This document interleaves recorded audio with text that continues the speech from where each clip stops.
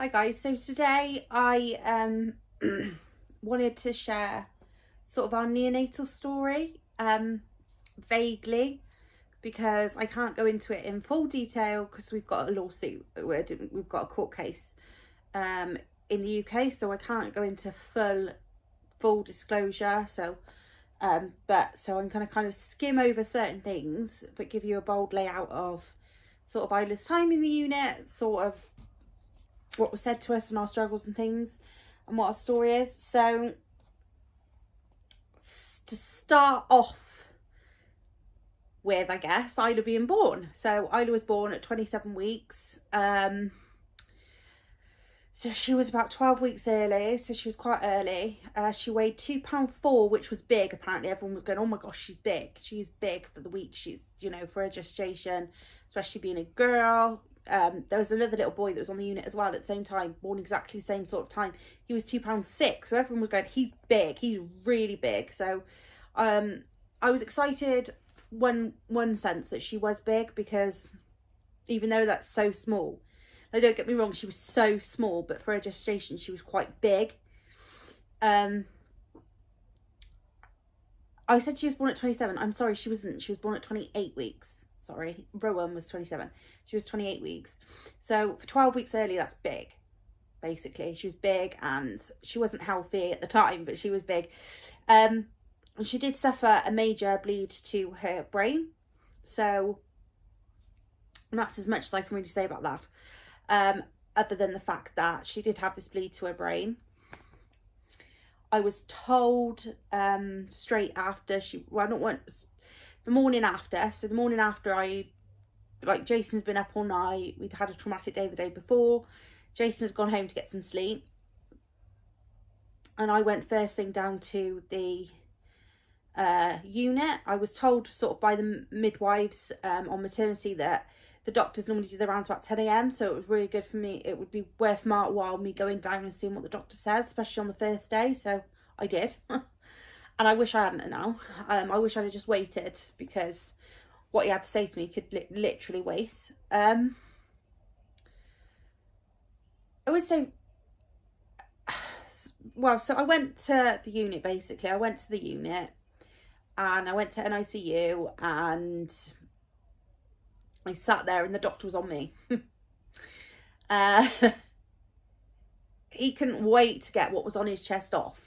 And I know him well now, so now I'm less affronted than when I was then, because now I know the type of person he is, and he doesn't like giving bad news. So holding on to bad news must be torture for him.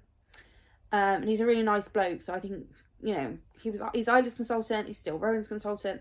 Must be really dead hard for them in the hospital to give parents bad news, or any, especially when their children are that tiny, that small. But so he told me that Isla had a bleed to the brain, and that she would probably have cerebral palsy. And my first thought was, what, cerebral palsy? I was just literally like, so she's going to be really shaky, all her movements are going to be really shaky, she's going to have trouble walking. That was literally all I really knew about cerebral palsy, like from watching things on the telly or seeing people from afar. And so I just really didn't have a clue.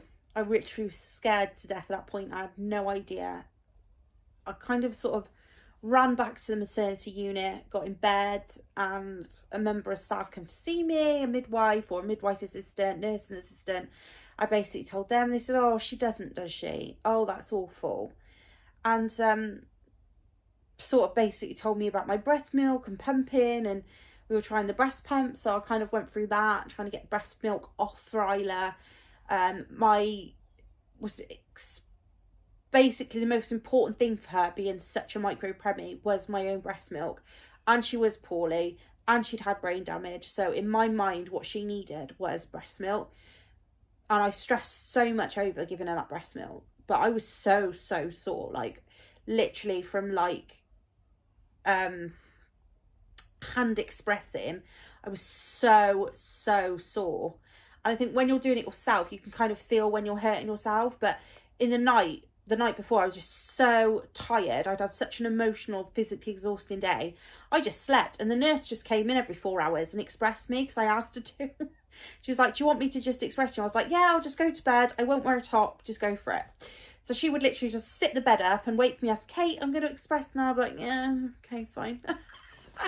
But in the morning I was dead sore, and also your milk coming in as well is really painful for the first time. Like, I didn't have it with Rowan the second time because I just started as soon as he was born. I was literally like on it. I knew exactly what I needed to do with Rowan. But with Isla, I had no idea. So it was all new. So working out the syringes and how to express, it was all just like my mind. And then, you know, after all of that to deal with, which, you know, is sort of the normality of it. I think the breastfeeding was like normality, but like I didn't have my baby there, so I just couldn't hug my baby and cuddle my baby, and I could hear other mothers with their baby. I went to breakfast and another mum was literally like looking at me like, oh, she's and she was literally like, oh, it's the midwife got your baby, you're having a break. I don't blame you, because they were all taking their babies with them.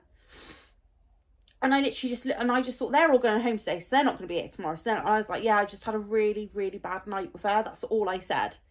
I was like, I just didn't say anything else. So I thought, I'm not going to see these women ever again. I don't need to tell them my story. And I just sat there and I started to cry. So I just sat like at the back of the room, eating my toast, like trying not to like physically sob with emotion, but like tears were just pouring down my face, and I sat there all alone trying to eat this toast, which I didn't want. But I thought I'll do it because obviously the midwife was saying, you need to eat, have you eaten anything, you need to eat for your breastfeeding. So like, oh, you know, the last thing I wanted to do was eat. I just felt so physically sick. I was so stressed. I was like up here, and the midwife's like, come on, you need to eat, you know, come down to earth, you need to eat, you need to, you know, because your bread's milk. So yeah, so basically I got into a rigorous routine, but I just didn't ever get off to a good start with breastfeeding or feeding. I was so stressed, and it really didn't matter what I ate, what I did. I was on all the medication, fenugreek, I was taking everything, vitamins, I was eating everything I could that, you know, was supposed to help. Oat cakes, porridge. I was really into it, but I just wasn't getting any milk off in the end, and it just was a real trauma. It was really traumatic trying to breastfeed her, I'll tell you that now, from nothing, and getting enough breast milk for her. The one thing I just didn't want her on is formula, and I managed to fully feed her for 4 weeks and part feed her for 2 weeks, so that when she actually literally got to the point where she was on the bottle, I was pumping and I just wasn't getting anything off. And normally the doctors have a go and they're a bit like, oh, would you really want to give up breastfeeding? It's the best thing for them. They are prem. I just couldn't. And so not one doctor in the neonatal, not one doctor said, you haven't done a good job. Literally, like, they knew how hard I tried. And it's total eclipse. I was so relaxed after having Rowan. I was so relaxed with Rowan that I had so much milk. It was coming out of me like Billy-O. I had pints of it. Oh my gosh, I had 2 freezers full. We were even contemplating buying another freezer. We had 2 massive freezers full, and we were contemplating buying a 3rd freezer. And Rowan weaned off the breast naturally. He just didn't want it anymore. He wanted to bottle. And I said, right, if he's naturally going to wean off, I'm just not going to pump anymore, and he can just drink his milk. So for a year, Rowan had nothing but breast milk. But with Isla, nah, nada. It was not happening for me. But going back to Isla. So she was this tiny little thing, fully oxygenated. She couldn't breathe. She'd had this massive bleed to her brain. We didn't know if they were scanning her for seizures, but we weren't actually told that she was epileptic in the unit itself. So we just assumed that she wasn't, but they did notice seizure activity a few times, and they did do head scans on her. So it was a bit of a trial to get her breathing actually on her own, and they tried a lot of times to take her off of her oxygen, to get her onto a lower oxygen, so onto CPAP, which is just basically blowing air to help the lungs so they don't get tired. I think the biggest problem with them is their breathing makes them really tired. Feeding makes them really tired. Doing anything like keeping themselves hot and controlling their body temperature makes them tired. then affects their breathing, then equals a crash. So you want to keep them in a hot box in an incubator to keep them warm. You want to feed them via an energy tube, so they're not having to use any energy to feed. They're just building up weight. And you need to substitute their oxygen so that they are breathing well and they're not losing weight. So you're not feeding them for nothing, and you're not making them cold, so that they're using energy, so they're not gaining weight, so their body's working really hard, so breathing, they can't cope with their breathing, and then they crash. So basically that's the three: heat, food, saving energy by helping them with their CPAP. And then they can come off CPAP and they can just have like a tiny little bit of air, like a tiny top up of air in their nose. So to get Isla to a point where she was actually on CPAP, that was our hardest part. Once she'd got onto CPAP, she was off. So like breathing on her own was fantastic, but when she was on oxygen, I think she was on oxygen for about 6 weeks. Now, the longer you're on oxygen, you can lose your hearing, you can lose your eyesight. It can be really bad for you. And I'm going to have to stop here in a minute because Isla's crying. So, yeah, oxygen.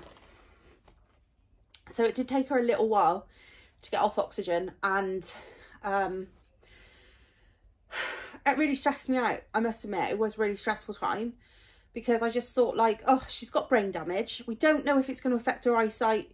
We don't know if it's going to affect, we didn't know what it was going to affect. We had been told literally like 2 days before, the day before Christmas Eve, so 2 days before actual Christmas Day, we got told that she would be a vegetable, but literally sit in a wheelchair, do nothing, by a doctor, and they just had no idea whether she'd be like mentally capable to do anything. So they didn't know about her learning or anything like that, because they just don't know.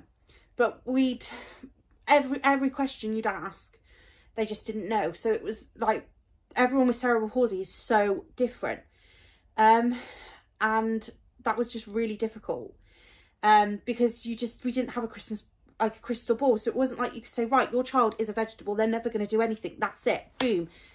You can get used to that. But we were just in this limbo where we just did not know, and I found that personally really stressful. And we did start to do a little bit of therapy, and we were sort of you know, the physiotherapist would come in and have little chats to us, but she said, you're not really going to do much on the unit. That's my job. When you come off the unit, you'll come and see me off the unit, and then we'll start to do physiotherapy, which again was like another big worry. I was just like, you know, I'm having to adapt what I thought my life would be. You know, I thought I would go back to work because I had a good job, and I thought that, you know, Isla would go into nursery, and none of that happened. So once Isla could control her temperature and she could breathe on her own, we were just really left with the NG tube, which was a nightmare in itself. It was another really, really big hurdle. Some children just, Rowan literally pulled it out and they didn't put it in back. And some just, you just cannot get them off it. So we tried every type of bottle possible. We tried her on the breast and she just didn't have the ability to suck. So we sort of needed a bottle that just drip fed her and she swallowed. But due to the fact that that's dangerous, that's a choking hazard, they won't allow you to do that in a hospital. They won't allow a child to go home on that. They have to actively be feeding, and they have to be feeding properly. The neonatals are not stupid. So they really have to be feeding well for you to go home. Which is honestly, like, obviously, you don't want to be taking a baby home and then a week later end up back in neonatal. But we tried every bottle. We tried absolutely everything. She would take really well her food from the teats that were just connected to the bottles in neonatal. So like little Nook teats, but they were really soft and really easy. So we went and bought a load of Nook bottles. They're not the same. So they're made they're not disposable, they're made to last. So the disposable bottles are made of poorer quality because you're just using them once and throwing them out. So that didn't work. We tried man bottles. That did not work. That was horrific. Event. I think it's Event. We tried Mothercare. We tried Tesco's Own. And weeks. It was weeks and weeks and weeks. Every time we felt like she'd take one bottle, great, and then like the next 3 days she was just so exhausted from taking that one bottle, great, that she just couldn't continue that rate of feeding. So it would just be a waste of time, and she'd sort of refuse because she'd just be so tired. So we'd get to feeding time and she'd be asleep, and she would sleep through it, and it would be an NG feed. So we just got to a point where we had a meeting and the doctors were literally like, yeah, it's not going to be this weekend. It was like a Monday meeting. It's not this weekend, but it'll probably be next week. We need to get mum and dad trained on the NG tube. She's going to probably come home on that. We had like social services there to make sure that our transition to home was great. We had a lady from like a local NG group, you know, like a support group for parents that were going out into the community.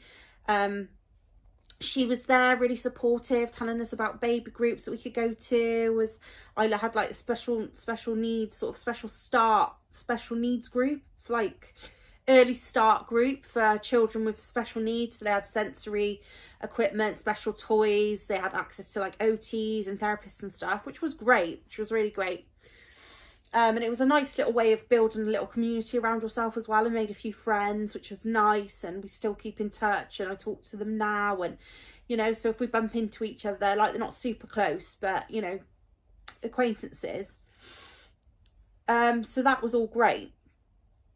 And then I just thought, I'm going to just try one last bottle, because I had this really expensive bottle given to me. So we had this Dior, get this. So I had this Dior bottle gifted to her, and I just couldn't use it. It was ridiculously expensive, this bottle. Just a normal plastic bottle of Dior on, normal teat. Nothing extravagant about it, but it just said Dior on, and it was extremely expensive. And I just sterilised it on the off chance. I had it in my bag. I sterilised it on the off chance, and I said, look, Isla's really awake. Can I do her feed? And they were like, yeah, okay. And I was like, well, I've sterilised this Dior bottle. And the nurse laughed, and I said, yeah, well, I'm going to just try her with it and see where we go. So she just roared at me, and she was like, okay, just, you know, why not? If she's going to take to anything, that's what she's going to take to.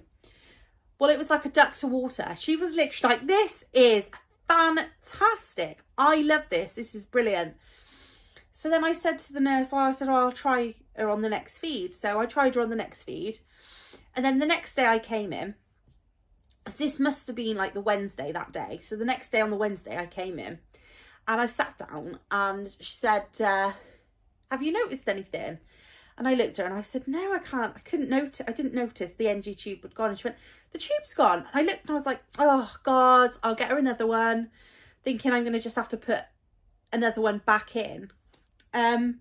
Which we'd been trained on. So you get trained up quite well. You get trained up on all their wires, what they mean, what the monitors mean, what, you know, their SATs mean and everything. And so you get quite proficient at it. So I was like, right, I'll put another tube in then.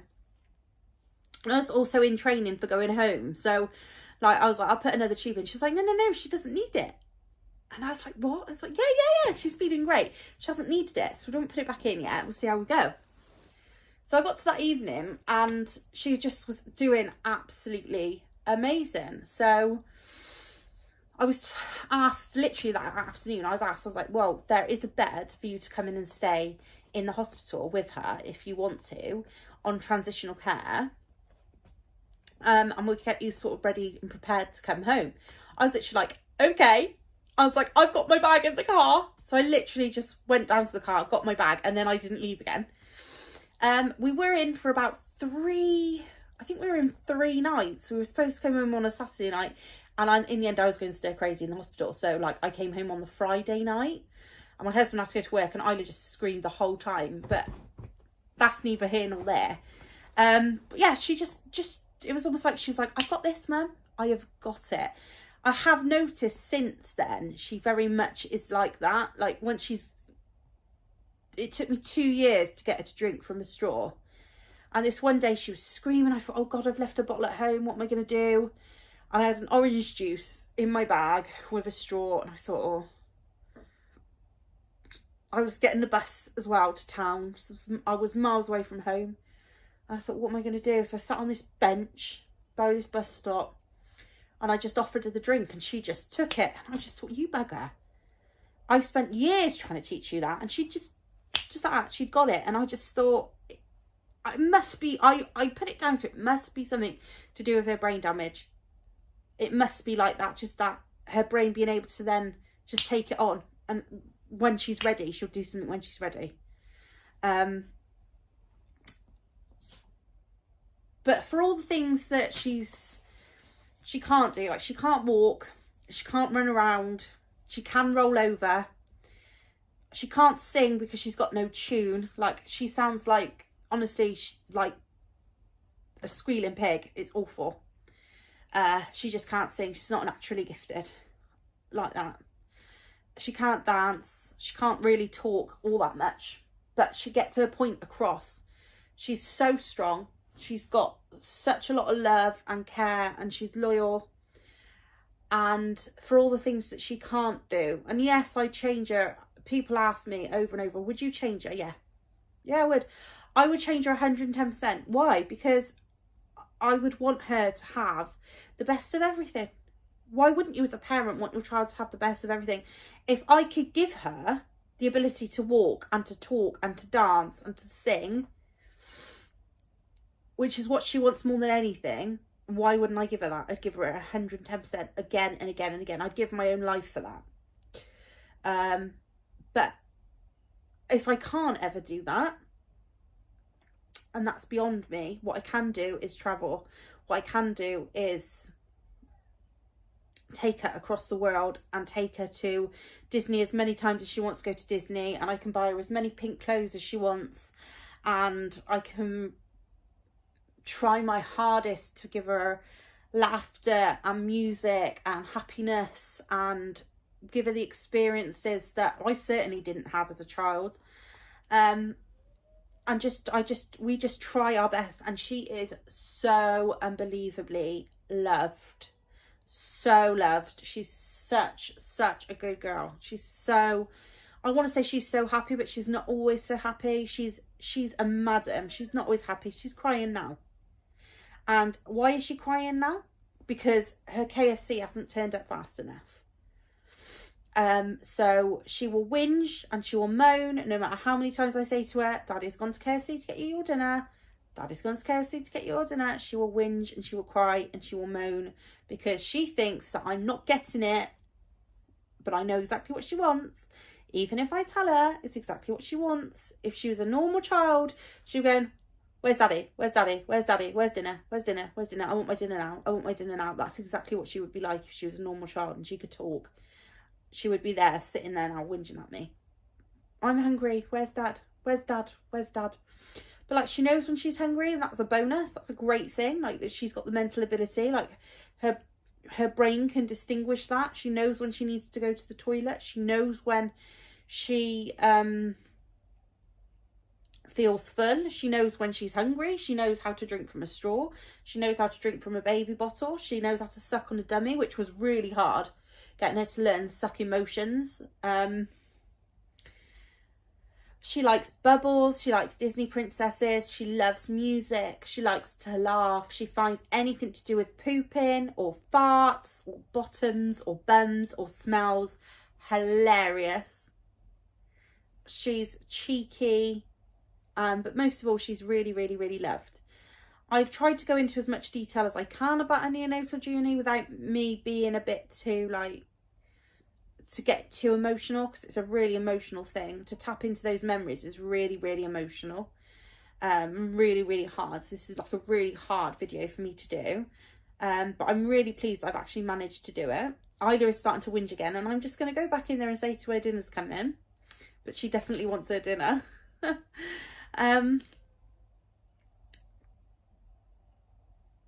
yeah, she definitely wants a dinner. So please do follow our journey.